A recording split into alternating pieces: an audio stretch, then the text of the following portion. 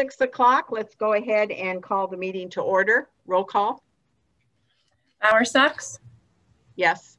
Sires? Yes. Hankins? Yes. Triplett? Yes.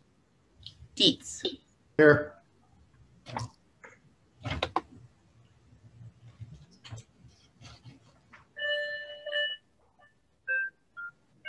And Vogel and Olfest are absent. Okay. Okay, let anyone, we have the agenda, approval of the agenda. Anyone want to make a motion? So moved. I'll second. Second. Okay. And then approval of the P&Z meeting minutes from February 15th. I think we need to vote. Yes, let's vote. You can just do all in favor. All in favor? Aye. Aye. Aye. All opposed? No. Okay. Let's see. Do we have any visitors, any public comments? No one has requested to speak, but I think you need to approve the minutes. Mm-hmm. Okay. Okay. Then the minutes from February 15th have been approved. No, we haven't voted on them yet. Yeah, I make a motion to approve the P&Z Commission minutes from February 15th, 2001. I'll second. All in favor? Aye. Aye. Opposed? Okay, the minutes have been approved. Yes. Okay, we do not have anyone in the audience that wants to speak. Correct. Nobody contacted me prior to the meeting. Okay. Okay, let's go ahead with the first item, and it's the plat of survey in 2 Mile extraterritorial area. Kathleen, do you have anything? I don't, Jenny, is there someone online to, I can't tell who's here. Yes, Ryan and Mindy Lee are here. Okay. Yeah, I don't know if they would like to speak to this item. If not, I can. My understanding is this is just a rural survey, and the current property owners are planning to build a home. So they're wanting to split off 5.5 acres from their roughly 40-acre tract. My guess is it's probably a requirement associated with a loan. I mean, many times banks require that. So my understanding is they're not planning on selling anything off. They have met Polk City's requirements based on the R1 zoning district. So and they've added all the notes that we had asked with respect to driveway restrictions and that type of thing. So from our perspective, staff's recommending approval of this plat survey. And this is Mindy Lee, the property owner. And yes, we agree with everything that Kathleen just said. It's due to the financing of the ground of why we're having to survey off the portion of it where we want to build the house. But we're not planning on selling any of the property or anything like that. So that was all correct.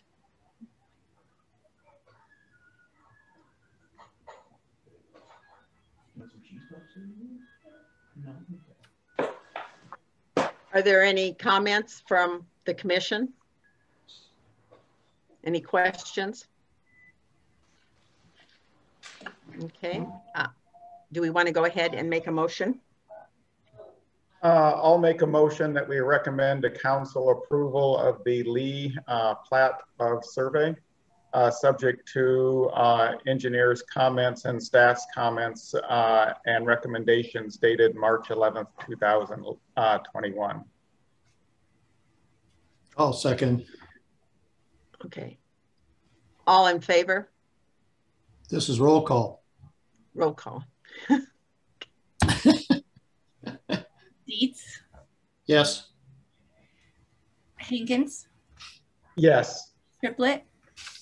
Yes. Sires? Yes. Bowersox? Yes. Okay, that has been approved. Thank you.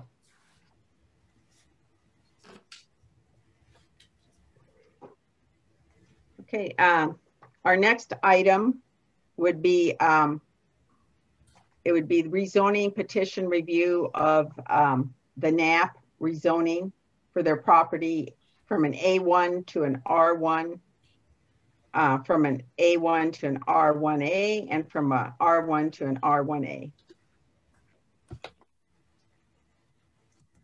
Kathleen, or is there someone else? Yeah, I mean, and I can start off. I can see Tom Whitman's here. I'm not sure if anyone from CEC is here, but as you said, it's 3 separate rezonings. We've kind of combined them into one report. The A1 to R1 is essentially rezoning the eastern part of the area that will be the city's park land. We'd asked the developer to rezone that to R1 so that the entire park will be zoned R1 when all is said and done, instead of having split zoning in that park. The eastern part of Knapp's property, just so you're aware, it was still all zoned A1. So there was never any rezoning since it was brought into the city some time ago. So that second rezoning, the A1 to R1A, kind of picks up the remainder of their property that's still left in the A1. You can see that's on in the memo. It's in the orange color, and it kind of wraps around the east side of the park. And the developer is proposing to rezone that to R1A, which would allow the little bit smaller lots than what you've got in your R1 zoning district. And then the third rezoning is kind of north of the school and north of the western portion of the park, and it's shown in kind of the brighter yellow, kind of at the top of the page on the north side of the development. And again, that would be rezoning from R1 to R1A, again, to have a little bit smaller lots than what they had previously shown. And the master plan for Big Creek Technology Campus, which this rezoning is based on, was included in your packet as well. So you can kind of see what that was. There's no formal action that's required on the master plan, but it gives you an idea of what the developer's looking at. It kind of provides some basis for why they're asking for what they're asking. And with respect to keeping the plating in conformance with the comprehensive plan, back in October, P&Z recommended approval of the comprehensive plan, and you'll see those changes on the bottom of the first page of my memo.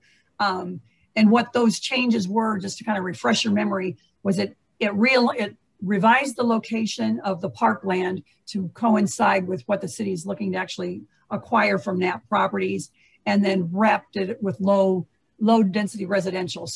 And then it also, you amended it to allow civic use for the school site. So all of that was done back in October at the P&Z level.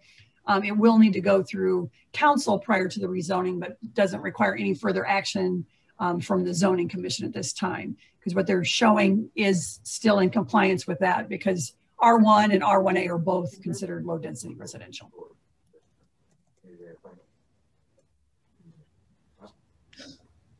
And this is Paul Clausen with Civil Engineering Consultants, 2486th Street, 12, Urbandale, Iowa. Just to follow up with what Kathleen was saying, there are 3 rezonings involved in this request, but it all works with respect to the master plan and getting all of the property that's going to be dedicated to the city under the same zoning, and then the surrounding properties in that R1A zoning for the low density single family lots.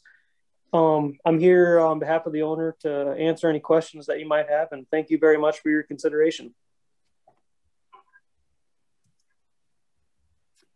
You would notice also on page 2 of my memo, I had mentioned some things I want to draw your attention to with respect to the Big Creek Technology Campus master plan. That'll actually be reviewed in more detail when they come back with a preliminary plat. But it's just kind of making sure you understand that there will be, for example, a north-south collector street that starts at Northside Drive, runs north through the R1 section of their development, just east of Dorfrank Acres.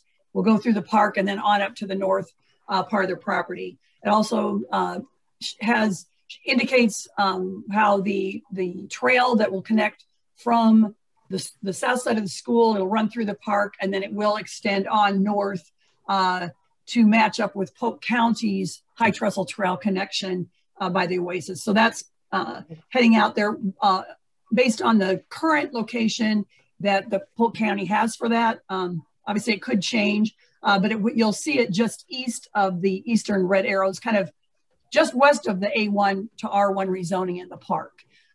Because the property to the north, which is a Burger and Farm property, they're looking at having the easement on the eastern part of their property. So we've lined it up that way. We'll keep it that way, but the Polk County project is currently ongoing. So if we need to make some minor adjustments to that to match up with what Polk County's got going on in terms of easement acquisition, we'll work with the developer to do that. Also, city will require a traffic impact study for the Northside Drive and that Collector Street intersection. We've had them indicate a left turn lane and a right turn lane that are southbound, just in a very preliminary fashion, just to, I guess, indicate that we're not anticipating that will be a typical intersection until we have the traffic study, which will come with the platting part of it. We don't know exactly what that's going to look like, but I guess that's just to draw your attention to that intersection that we will be looking at that one a little bit closer to. So that's really the main part of it.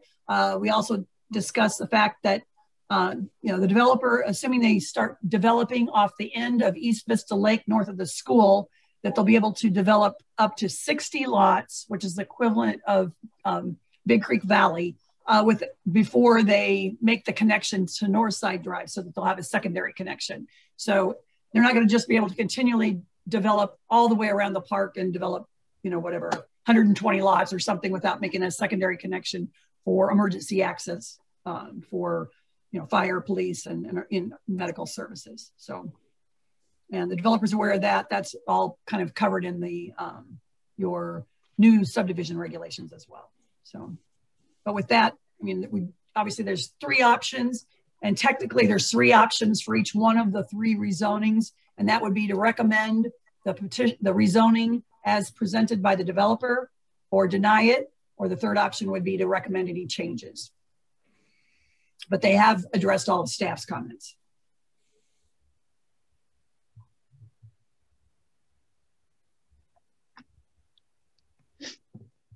Okay.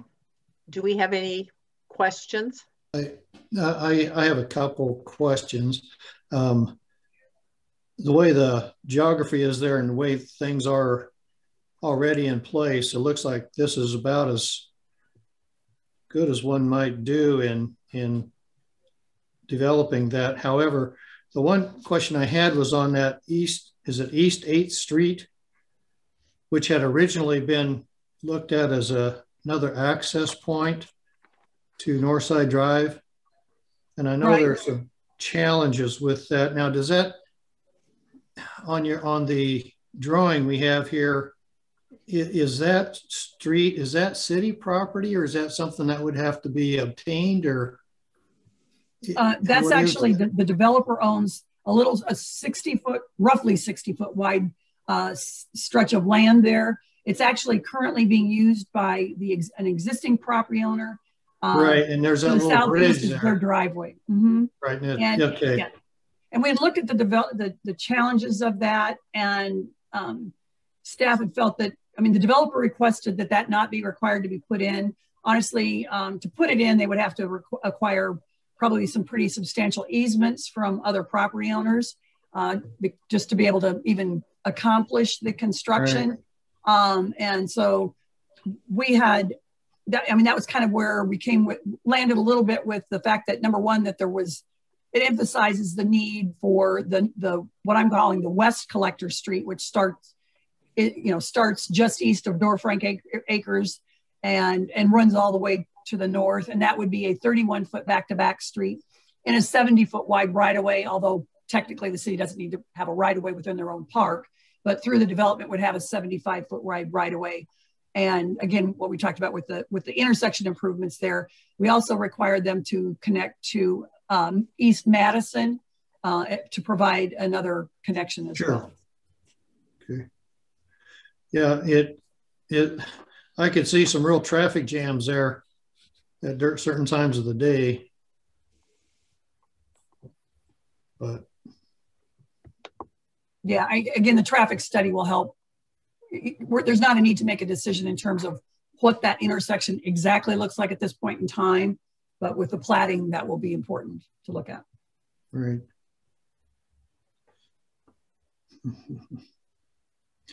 The other thing here additional?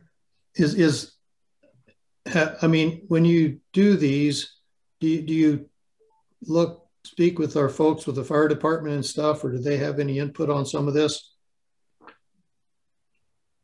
I guess Chelsea would have to could address that. Yeah, I was just curious because, boy, it looks like a real. I mean, they're limited access really through there is only. Well, anyway.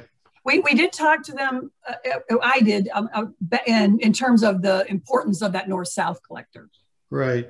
On the west, that would be on the west side of the park. You know, it may not. The part through the park may look a little bit different depending on the master plan, but it's kind of a point A to point B. I think, yeah, it looks like there really needs to be a traffic way through there. Yeah. And this will maybe alleviate somewhat, presuming Polk City continues to expand to the north there. So, yeah, this will be set up. And we did, just so you know, as one example, the east connection in the park that with the double arrows shown. So the one that's not on this collector street, they're calling it, I think, High Trestle or North Trestle Drive. Again, just so you know, the street names have not been approved yet, but what they're calling North Trestle Street, that we asked them to move that off of Burger and Farms property enough that so that the area to the east could be double loaded and developed, because we didn't want to create a situation where, you know, on an earlier proposal, it showed the street right on the property line, but then that developer has a hard time, you know, anytime developers want to have a double loaded street. So, so it helps make that more developable to the north at whatever time they're interested in developing. Right. Okay, well, thank you. Dennis, we do have public safety review plats, and we include their comments with staff comments. Good, thanks. Yeah, this is Ron. I also have some, I guess, some questions and comments. First of all, before I start those, I'll just kind of follow up on something Kathleen said regarding North Trestle being moved off of the property line and allowing for the double loading of the property to the north. That's also very beneficial for the connector trail construction. If it was on the property line, that means that the trail would likely be moving along the frontage of lots, which would have it crossing many driveways. By having it offset from the property line, that trail would then be constructed in the back of lots, which will be much more conducive to a primary trail corridor in the region. So just wanted to do a little follow-up on that. Yeah. And we did ask them, just, you know, to set it off more like it was 30 feet, which 30 feet plus the 125 foot, which would be your normal lot depth. So that you have extra deep, the potential for extra deep lots there as well. So that, you know, you don't have it, you have a little bit of separation from the homes to the trail as well. So yeah, appreciate that. In my reviewing this petition, I really tried to separate my questions and comments into two areas. One is related to the rezoning of the property, which is really the only piece that I see that we're voting on tonight. And then also want to provide some comments regarding the master plan, just to give feedback, because I see some things in here that I have some difficulty with that I want to express sooner rather than later, so that hopefully they can be talked about. The items related to the specific rezoning, first of all, just an item for concern that we at P&Z are going to need to be reviewing and addressing is just north of the school, we are going to have some M1 light industrial adjacent to residential housing.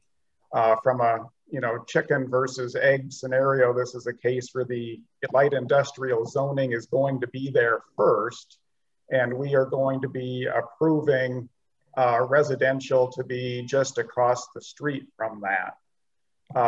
You know, one could say buyer beware, you know, you should be aware of that, but they're going to be seeing an empty field across the street from a lot that they're going to be building. Then when light industrial, a site comes in there, you know the future of what's going to happen. We're going to have a room full of residents upset because light industrial is going in next to them, even though that was always the plan. Or I should say the plan if indeed this is approved. So I just wanted to point that out as an item for concern. And then either tonight or some later meeting, we're going to be addressed probably expanding that light industrial area potentially further to the north. Do want to say also normally I would have great concerns about having this much R1A small lot development in an area. However, in looking at that in conjunction with the parkland dedication here and how much access these property owners or close access these property owners are going to have to that parkland helps me get through that concern. And so you know, I think I can easily get around that particular issue. So really I personally feel that, you know, on tonight's vote, you know, I can get around any issues that I have regarding the rezoning of these issues as requested. And getting more into the master plan issue, I guess, first of all, there's just an item that I'm really confused about. And that is, I keep seeing references to the trail going across the south side of the school property from 3rd over to the parkland. And when I go back, when I go back to the October 19 minutes, I don't see that we really address that in our future land use plan. In fact, that night we actually did a site plan for the school, which did not include a trail across the south side of their property. It actually shows some stormwater mitigation grading down in the south portion of the land. It does show a potential trail from the south into their parking lot to Door Frank, but does not show any future trail along the south side of the property. And so that's causing me some concern in this. And I'm just curious if there's been discussion or about that since then that is not reflected in that site plan. Well, I mean, in general, it wasn't reflected in the site plan because the school is not obligated to build it.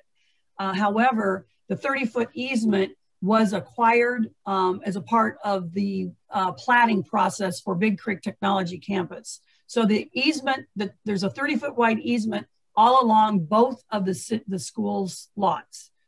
So it starts at 3rd and goes across outlot, I apologize, outlot ZRX, I don't remember the number, and then across lot 1, which is shown in pink on the master plan. And that's a recorded document. Okay, and that easement is on that site plan. Yeah, it's shown on the site plan, but it was platted. But again, we didn't ask them to show. They showed an indication that they would connect to it. It's, you know, once it exists. But we didn't ask them to show it because the city's planning to pave that portion of the trail. Okay, nope, I appreciate that. That helps me quite a bit in understanding some of the future. Now we don't know exactly how it's going to meander through the park. I mean, as the park master plan evolves, then we'll know that. But we know it'll be connecting to the existing trail, or what, not the existing easement and the trail there on the west side, and then it'll connect to Polk County's piece to the north, and meander through and probably, you know, buy whatever park amenities you've got. So. Okay, then as we get into this specific master plan, I guess the items that cause me greatest concern are related to the transportation plan with not having a street at Ace Street. As you look at our comprehensive plan, that Ace Street coming down to Northside Drive was also going to connect further south to our neighborhoods that would be in the southeast portion of Polk City. So by not pursuing an A Street extension here, that means for any residents in the southeast portion of our city to get up to the park or to this area, they essentially are going to have to get on Northside Drive, make a corner onto it, and then at some other point make a corner off of it. I kind of make it as a comparison to, a lot of you are probably familiar with West Des Moines. Ashworth Road in West Des Moines from 7th Street out to 35th Street does not have a single spot where you can cross it side to side. West Des Moines just let every developer pick where they want the streets over that 2-mile section on the north side and again on the south side, and never did the two line up. So there's a 2-mile stretch where you can't cross the street. That's what I see is going to happen here on Northside Drive, in that we're going to have the area, the southeast part of our city, this area in the northeast side of our city, and there's going to be no way to have for someone to drive their vehicle across the road, across Northside Drive to go from one section to the other. So I just have concerns on, does that really comply with the concepts we have in our comprehensive plan on wanting to bring continuity between different neighborhoods.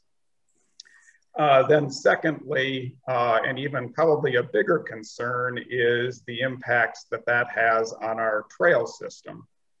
Currently, we have this regional park, and the way the master plan is configured, there's no way to get a trail from this area to the city to the southeast side of our city either. You might recall we had a developer come in over on 44th Street and presented some commercial and some residential options down there. That we aren't moving forward with that development, but it caused us to at least look at that neighborhood and see some of the concepts that could be presented. In that meeting, we spent quite a bit of time talking about how the trails could be configured in that area, and the parks configured to promote connectivity. But as we move forward now into this section of our city, there's no way to connect from that area to here. So there's no connection on A Street, which is what is showing in the comprehensive plan, where the connector would be from this, for a trail, a recreational trail from this portion of the city to the southeast. And also even on 7th Street, there's no trail being presented to provide an option to get down. The bridge of the creek is really kind of a moot point, because no matter where that connection is going to happen, that creek is going to need crossed. So that's, kind of a moot point in the deal. Just wanted to throw that out there because that would cause me great concern if we were looking at this master plan as a site plan. I don't see how I could get to a yes vote on that with this severing the trail system of our city and not being able to bring it back together. Some options for resolution there could be to run a trail essentially out the southeast corner of our regional park between a couple of lots, like along lot 32 and 74 over to the A Street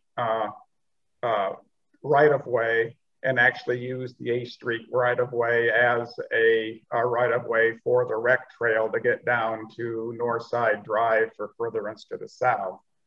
That could either be shared with the existing user of that driveway, or if that would not seem amenable, could also just reconfigure that individual's driveway, which is currently, I assume by easement or some agreement with the property owner we're dealing with tonight, could be reconfigured to actually have their driveway come over to one of the new streets, like over to Springfield Drive, probably on the same corridor that is used for the trail. So anyway, I just wanted to throw that out as an option, because if this was a site plan or a master plan that would be voting on tonight, I'd have a very difficult time getting to a yes.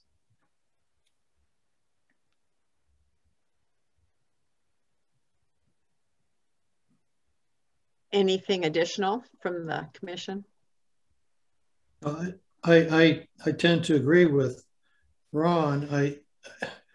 I know that 8th Street access point is a difficult one, but I think if we can't have a road there, we should have some way, like for instance, the bike trail or something through there. And the observation that the owner that is using that driveway could be accessed, you know, through over to Springfield Drive is a good observation. So I think that's something to think about there.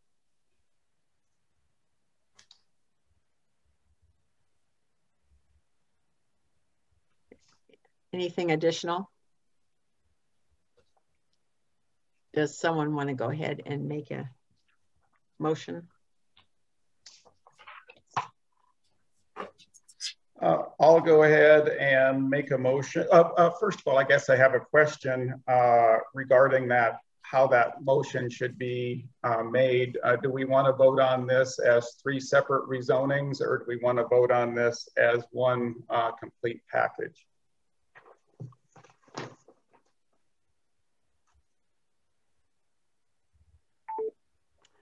I don't know, Chelsea, do you have a preference? Sorry. Yeah, hang on for a second. I'm just pulling up the agenda.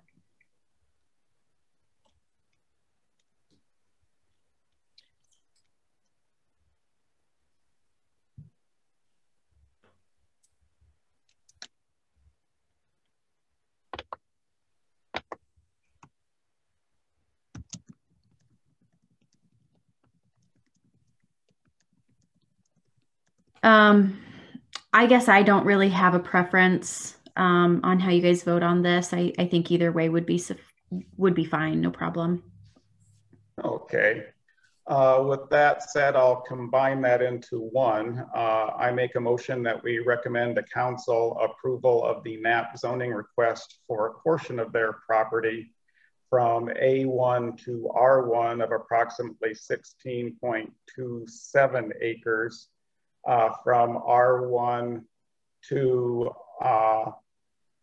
from A1 to R1A of approximately 44.44 acres, and from R1 to R1A of approximately 19.95 acres.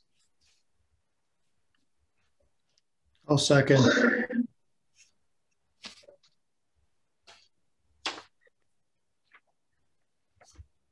Would you like roll call, Krista?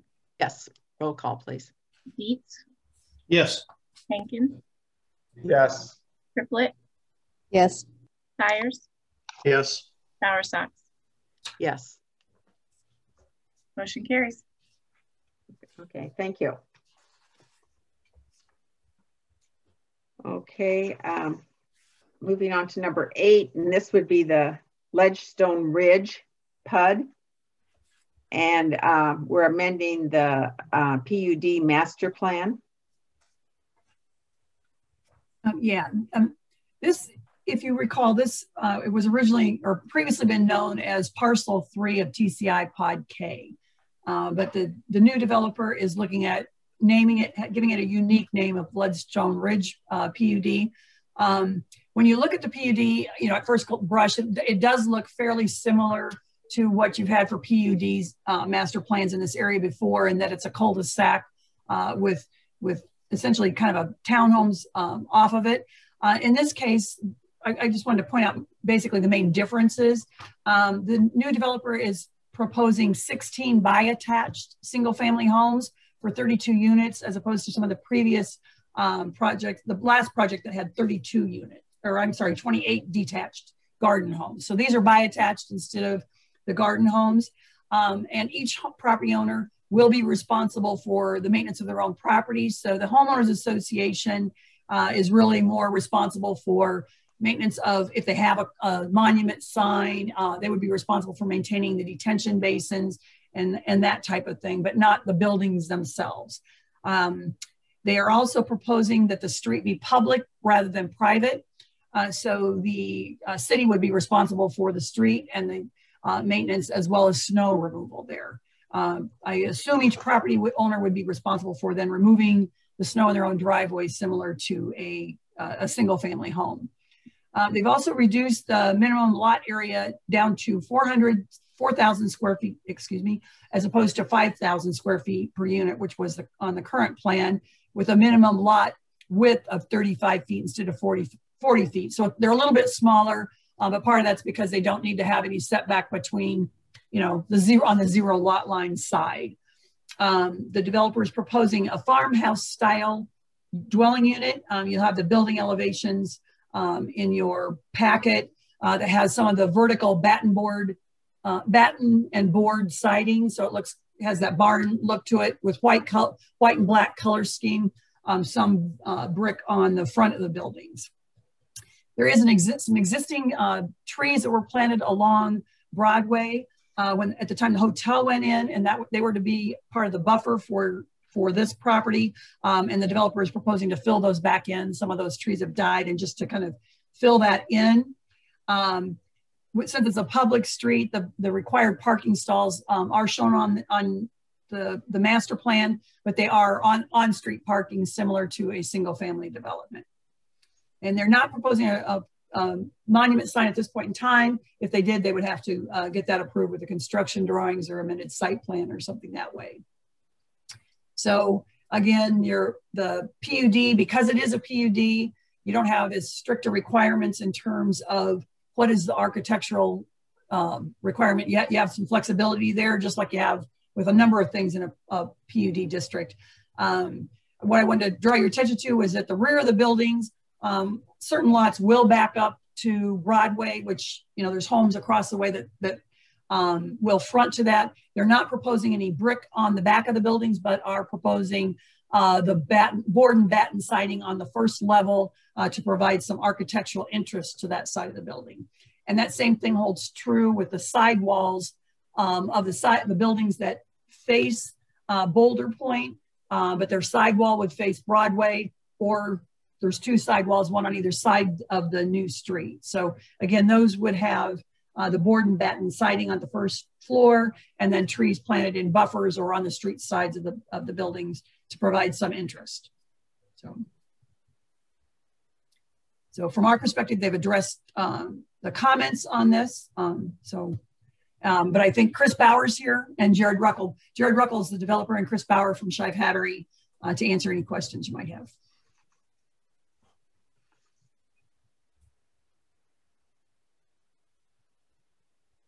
Thanks, Kathleen. This is Jared. One other quick comment. We did get through the TCI design review process with this house concept, and we did make a few changes. The plans, the elevations that you have are correct. The only change, really, the main change was we are going to do board and batten around all of them instead of just the specific units you called out. Okay. So the sides on all of them will be board and batten, and backs will be board and batten on all of the units, just to make them look the same. We did bump up post size to 8x8 in the back. We added some shutters on the front window, but otherwise the drawings that you have are the latest.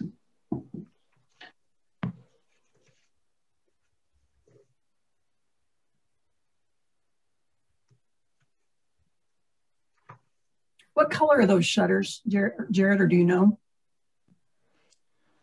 Black. Okay.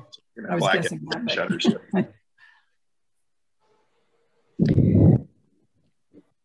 I have a question. As it stands now, the garden home project could be done, right? Because that's what is actually approved at this time. The last one that you had that was vintage, that actually did not even go to council. So that was not approved. So the garden home thing is that, yeah. The that's one dead. that was approved was the original one that Nat Properties had for this. That went through at the same time as the modification to the hotel. I believe they showed, at that time they showed garden homes, but they also were approved to allow buy attached. Okay.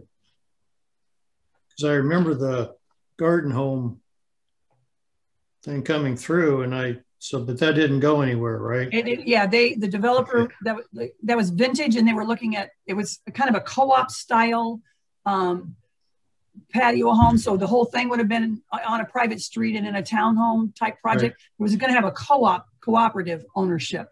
Right. And they had some meetings in town and apparently just didn't get enough interest that they decided not to move forward with that project. Okay. Thank you. Mm-hmm.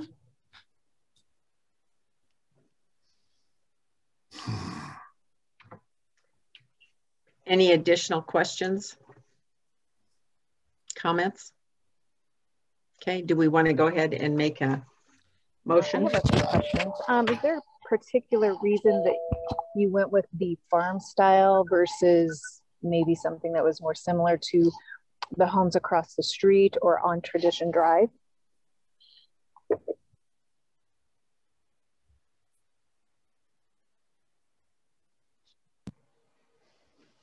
The main reason there was just that's the, you know, kind of the current style versus older style. You know, obviously it is in the that's, I guess, basically the primary thing is it's just the newer style. That's what people are doing right now. That's what's popular. So I think it looks pretty sharp. It was something we talked with staff about doing early on. Thank you. Am I having a connection problem or? Can you hear me, Deanna? Yes. Deanna, I guess we can't hear you.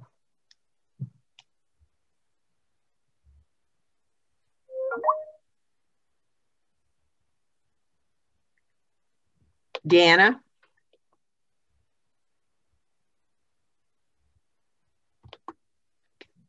I guess Deanna can't connect.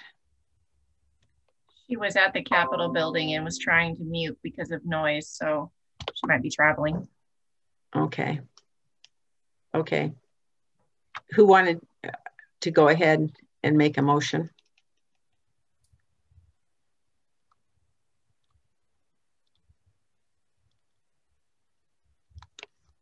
I'll make a motion that we recommend to council to approve the amended PUD master plan for formerly TCI Pod K Parcel C, subject to engineers' comments and recommendations dated March 11th, 2021.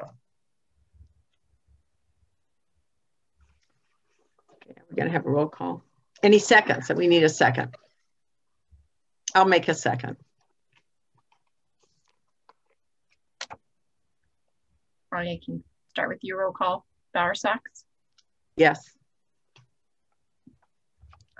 Dietz? Yes. Hankins? Yes. Triplett, if you can hear me. I think she's calling back in just a second. And so let's see, Byers?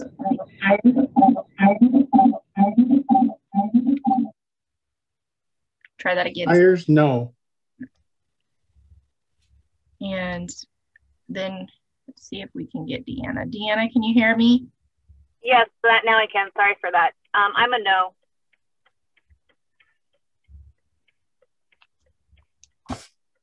The motion fails. Okay. Were there any more comments then on that? Okay, if not, we'll go ahead and then do we go on to the next one? Preliminary plat and site plan. Well, there the should be more. Plat then does not conform to the requirements of the current PUD Right. because of lot size and that kind of thing. So and the site plan wouldn't in terms of buildings. The only thing I might request is that it's just that you clarify to the developer the reason for the no vote, so that if they want to make some changes, they know what they would need to do. Okay, Jared, do you understand this was not voted? Do you have any questions? Yeah, I guess that like Kathleen said, I guess I would like some information as to what the concerns with P&Z are with the changes that were made. I think all the changes conform with typical R2 zoning. So, in that. Jared, I don't think that the concept is as good as the garden homes that I thought we originally looked at. I'm also not thrilled with the architectural look in that particular area with all the other stuff that surrounds it. I don't think it fits in very well, or as well as a garden home, and a more just a different, you're kind of going out on a limb with kind of a different look here. And it may look good in some places, but in this particular place, I just don't think it's right. I would also echo Doug's comments. And in addition to that, I have concerns about the density going up to the 32 units on that property area, and the cul-de-sac street, and all the increased traffic.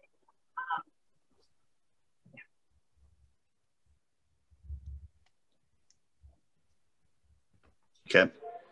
And I think the challenge is from the the garden home perspective, especially current market conditions with housing material costs up almost 50%.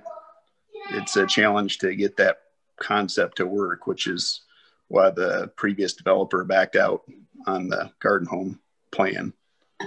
So, and obviously this piece has basically been sitting there for quite some time, undeveloped, and there's utilities there that are already aging and not being fully utilized. I think we have a lot of attached developments now. I think I'm trying to think. I don't think there's any like garden home style or type of development now. If that original project was done as a cooperative, I could see where there might be some reluctance to be part of a cooperative.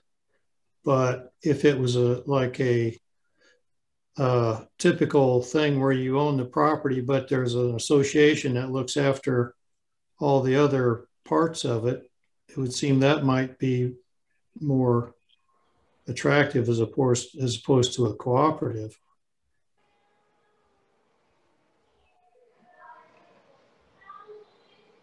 I just can't think of any other garden home style of There's a few in the northern part of Wolf Creek townhomes.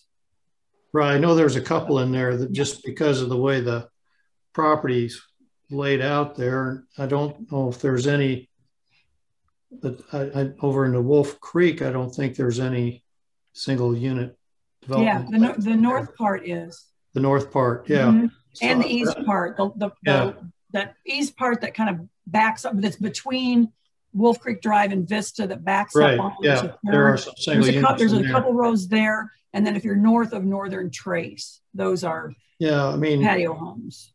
Yeah, and the problem there is if you look at those homes, I mean, I think there's about 6 or 8 lots there, and that developer had high hopes of moving those quickly, and I think they've sold about 1 house a year out of there, and he still has multiple lots left in there. So the challenge is with the garden homes is you don't get a lot of square footage. You still have some maintenance to it, and those costs are in the 300 range, and we were hoping to be in the mid 250 range on these.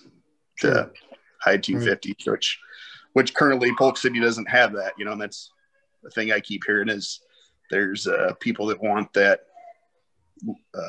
entry level home. This is a 3-bedroom home and get somebody started. And there's still nice homes, nice finishes inside.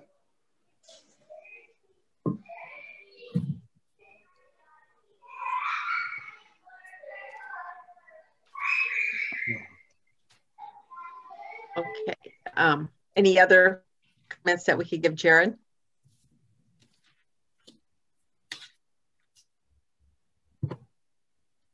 No. Okay, so I think we'll, pardon me? Okay, we'll move on then.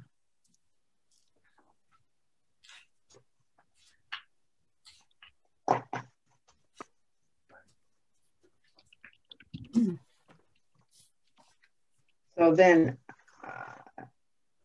yeah.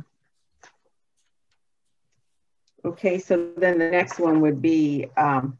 I just had one more question. Is there any more direction on, would there still be some openness to a bi-attached unit if we bump the lot size back up and reduce the density?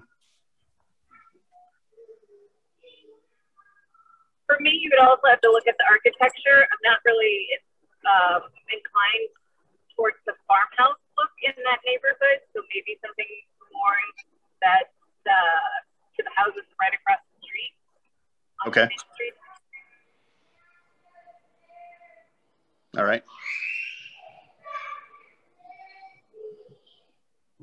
Any other comments there? Any other pardon me? Okay, then. We'll move on to the next item, and that is the Four Seasons Polk City Estates preliminary plat review. Yeah, I guess I can start that off. But again, this is Jared Ruckel and Chris Bauer again here to speak to it. This is an overall plat. If you recall, your new subdivision ordinance requires a developer to plat their entire property. So we're looking at all of Berger and Farms and essentially the north part of Whitetail Ridge as one new development that they're calling Four Seasons Polk City. It says estates there. I don't believe that estates was in the title, but yeah, Four Seasons Polk City. So the overall plat has 215 single family lots. There is one outlet for a city park, and then another one that is at the base of the existing cellular tower that's on 72nd Street.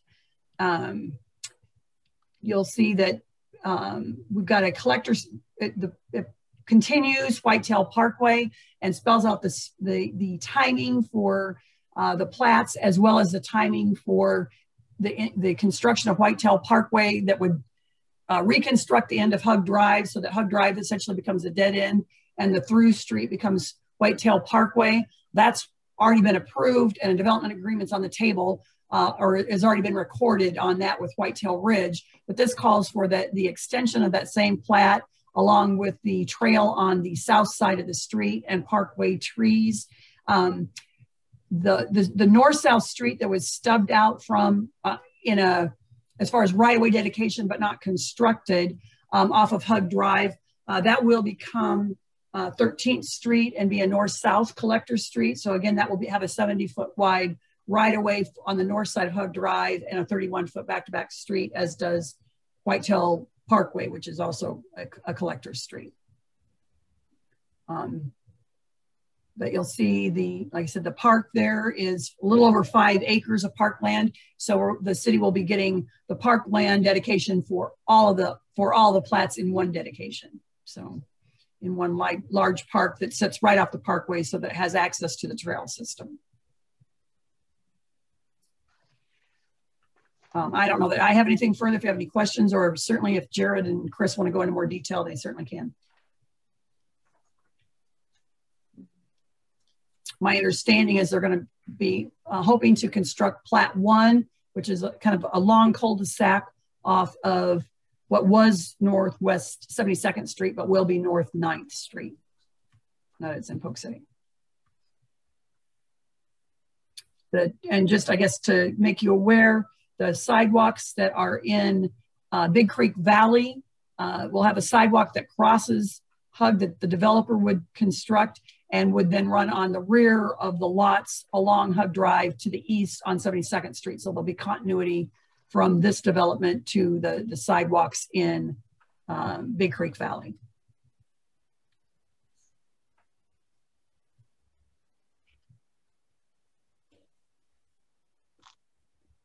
Price ranges of the homes expected in here? Can you repeat that, Deanna? Deanna, could you repeat that? What are the price ranges of the homes in this development?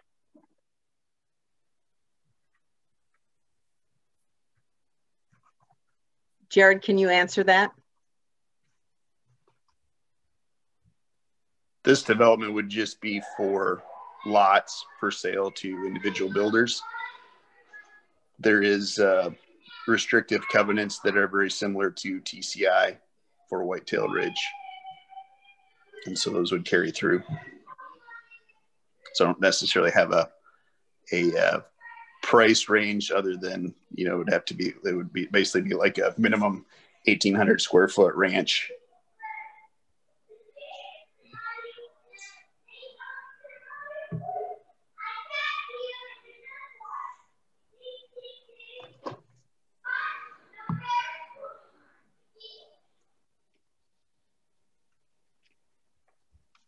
Any other questions for Jared or Kathleen? I guess I just have a general comment. I really look forward to this new area of the city being developed, since this project was in the last time kind of asking for some review on some concepts that were presented. I think you've gotten access to some additional land, and that really helps our jobs, I think, to be easier in that the larger the parcel is that we're looking at, the easier it is for us to conceptualize what the finished product is going to look like.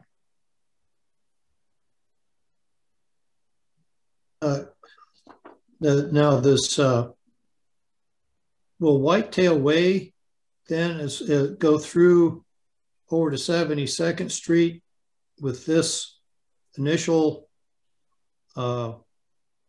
implementation, or will it just go part way, or how will this? It won't be part of Plat 1, and Plat 2, and correct me wrong if I misspeak, Chris or Jared, but Plat 2 would construct North 13th.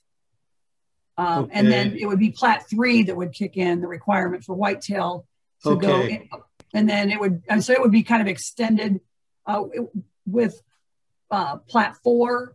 It would be completed, I guess, in this case. Okay, so 4. That would be so. And it would get to 72nd Street. It wouldn't make it all the way to Sheldall. No. Right. Yeah, that's what I mean. It would. Yep. It would, that with the completion of Plat 4, then it would, our Whitetail Parkway would be in place then, right? Yeah. Okay, gotcha. Yeah, assuming the sequence stays like this. Sure. I mean, obviously, if the sequence changes, we'll have to look at the timing. Right. Sure. But obviously, we needed to have, before even Plat 3 goes in, we need to have Plat 2 in, so that when HUG is cut off and Whitetail's in, we have to have a complete intersection there. So. Sure. Right. Okay, good. Thank you. I guess the other thing to mention is that the developer is working on the traffic impact study. This does meet the requirements for a traffic impact study.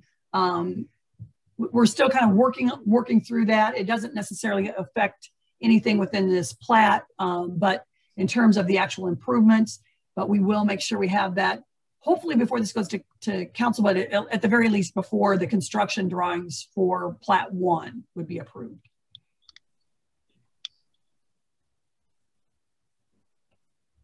And there are just a couple other outstanding comments, but the primary one is the traffic impact study.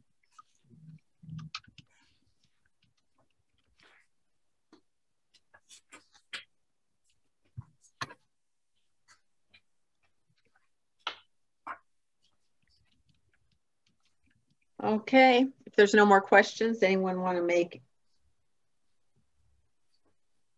I had one question. It's the name of the development. Is there a copyright or anything that the city has on the Four Seasons Polk City? No, and we are fine with the name of the development. Okay, thanks. Okay. Anyone want to make a motion? I'll make a motion that we recommend to council approval of the preliminary plat for Four Seasons Polk City, subject to engineer and staff's comments and recommendations dated March 11th, 2021. I'll second it. And just, I guess, for clarification, Ron, I want to make sure I didn't mention this specifically, but what we're recommending is just that we amend the comprehensive plan. It's to the major streets plan, just to reflect the current alignment of Whitetail Parkway. And because it's a little bit different than the comp plan in general, it conforms. But the main reason I'd like to get that amendment done is so that we want to make sure that we are correctly aligning it and reserving appropriate corridors if and when the area to the east of 72nd, between 72nd and Sheldall develops. We want to pin down that future corridor now. So I guess I want to make sure the motion does include that. Okay, thank you, Kathleen. I would like to amend my motion to also include updating of the comprehensive plan for major streets in this particular area, including Whitetail Parkway and reserving corridors.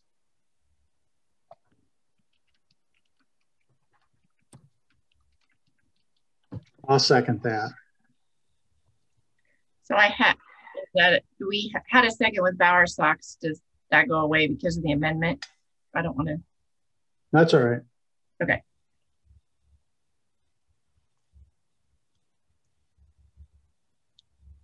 Would you like me to take roll, Krista? Yes, please. Bowersox?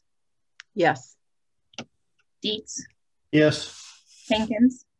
Yes. Triplett? Yes. Dyers? Yes. Okay. Four Seasons has passed then.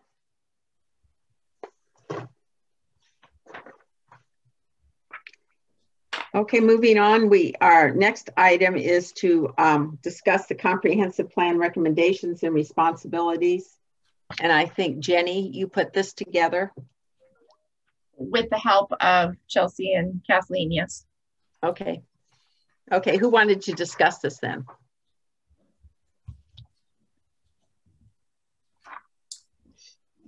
Well, can you kind of explain to me what all is here? I mean, I see the checklist, but kind of refresh us on kind of what we're doing here. If you want, I mean, I can jump in. If somebody else wants to jump in, please do. If you recall at the last meeting, we went through the implementation plan of the comprehensive plan and kind of came up with some specific items that that were in kind of P&Z's court to discuss. And so then we wanted to develop a way to make sure that those things were moving forward. And the first one that is listed here is the complete streets policy.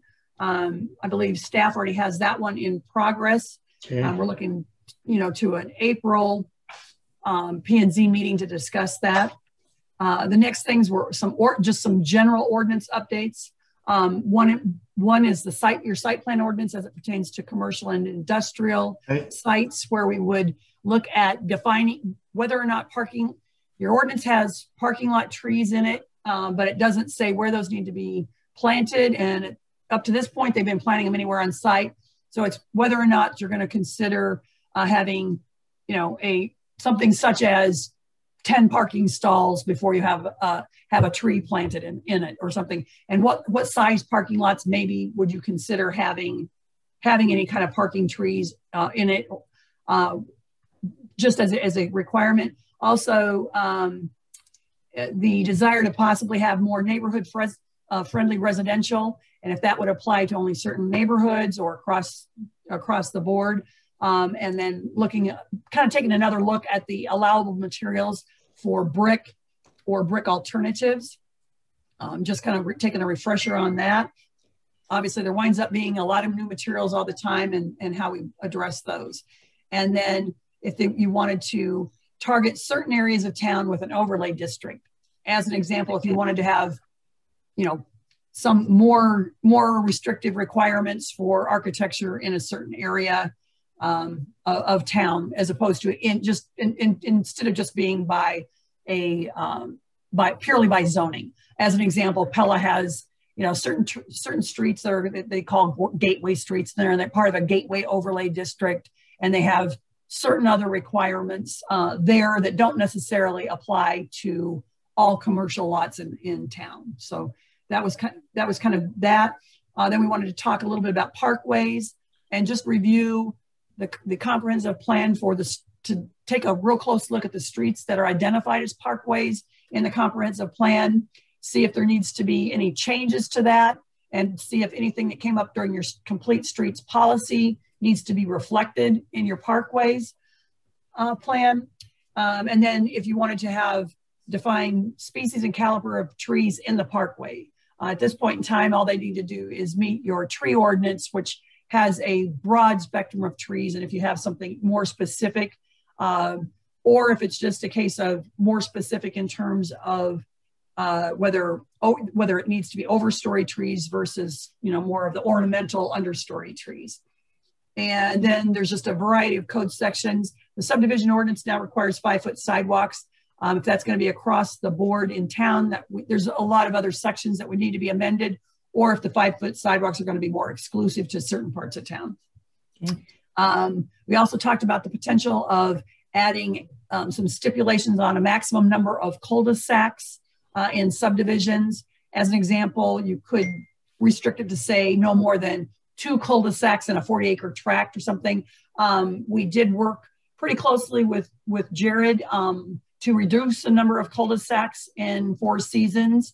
And I'd have to do a quick calculation to figure out, and we can go into this more detail when we talk about it.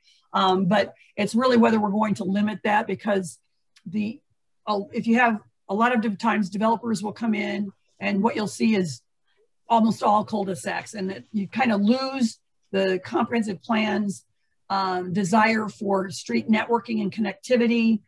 And it also makes maintenance very difficult. So again, we're talking about the possibility of limiting the numbers so that you have kind of a maximum number of cul-de-sacs that you could have, right, say, for example, per 40-acre tract. Right. And then the other thing we talked about was maybe redefining the design standards for residential buildings with 3 or more units, possibly that would require those buildings to have articulated facades so that they're not all in a row, and some of those kind of features. And then lastly, and that would be kind of the next step on it. And then the last thing we were talking about on here, at least the way the schedule's put together at this point, is that from June to August, we would be looking on identifying areas for the future land use plan for more commercial use, maybe more industrial use. And then obviously from those discussions and from the parkway plans and that kind of thing, we would do just a kind of a general update to the comprehensive plan for both the future land use plan and the major streets plan. That may roll into a trails plan update as well. So it's not specifically listed, but that would probably be included as well. Or I would envision that would be included too. All right, thank you, Kathleen. Appreciate that. Thank you. Okay, this is for us to look at and to review at every meeting. Yes, it was just basically my best effort at getting what you guys had said at the last meeting and putting it down on paper so we would have what the priorities were, what the timeline was. Right. Mm-hmm. Thank you. That was a good idea. And if you see anything you want to different, you can let us know. Otherwise, we'll bring it back to you according to this. Okay. I do have a couple of additions, I guess, or at least items for us to talk about. in the last meeting, under the design standards, also did at least mention whether we wanted to set up design standards for large garage units. So this would be the garage units for, shared for apartments, or multiple garages for a townhome development, something of that nature. So I think that could be included kind of in that same bullet point, but kind of as a separate line item there. Also, I did go back and look at some of my notes from prior years for things that we had talked about that we wanted to do that left on, that were outstanding. At one point, we started to put together zoning ordinances, or talked about them, for wind generation structures and for solar generation structures. We did indeed piece together a wind generation structure under our Chapter 159, but the solar, I showed that we were going to defer doing that until other cities in our area came up with some ordinances that we could maybe look at and review. So that might be something else for us to add to the list. So that would be, would we allow a freestanding structure in someone's backyard, that would rotate with the sun? How big would their yard need to be for us to allow that? What kind of setbacks? As far as roof mounted solar, would we allow it on the front of the house facing the street, or, could it be on any slope? Those kinds of issues.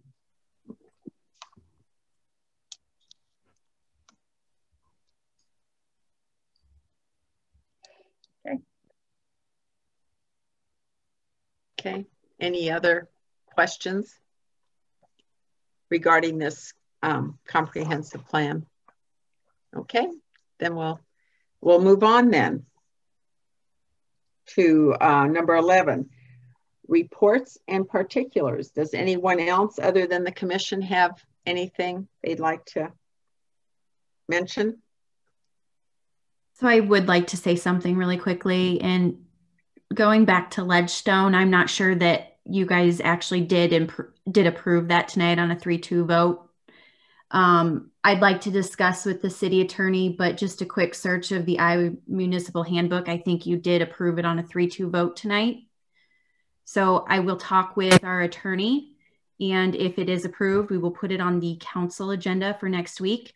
If it was not approved, we'll have the developer work through some details of coming back to P&Z. I will send you all out a message, though, letting you know what Amy says on that matter. Yeah, I think it boils down to whether it's a majority of those present, or have to have a majority of 4, right? It is. Yep. Yeah. It'd be a majority of the quorum, actually, Dennis. So that's why you guys kind of threw a curveball at me. I had to do a little bit of digging, but I do think it was actually approved tonight. So I will talk with Amy and I will get back to you. Okay, thank you, Chelsea. Mm-hmm. I did want to just mention something else really quickly. I appreciate the feedback on the NAP project regarding the trail. And I would like to have some further discussions with Kathleen on that, but I do appreciate that feedback that you guys provided tonight, because it's not something we had talked about previously. So thank you. Okay, thanks, Ron. Okay, is there anything else from the council liaison or? Yeah, I don't have a ton. I guess the big update since we met is last meeting we approved the budget for next year, starting here in July 1st. Obviously, a lot of work goes into that, and not a ton of interaction in terms of what happens there in this group, but that's a big deal. Kept the levy rate the same, which I think is important. There's some pretty good public safety improvements in there. Keeping that levy rate where it's at is important. Obviously, we're pretty low in the metro. We're really low statewide. While we're promoting that, I have to acknowledge that homes are worth quite a bit more here than they are in a lot of places. So I think keeping that rate low is important. So just a quick plug there. I would echo a lot of what Chelsea said in terms of both the feedback and maybe some more discussion.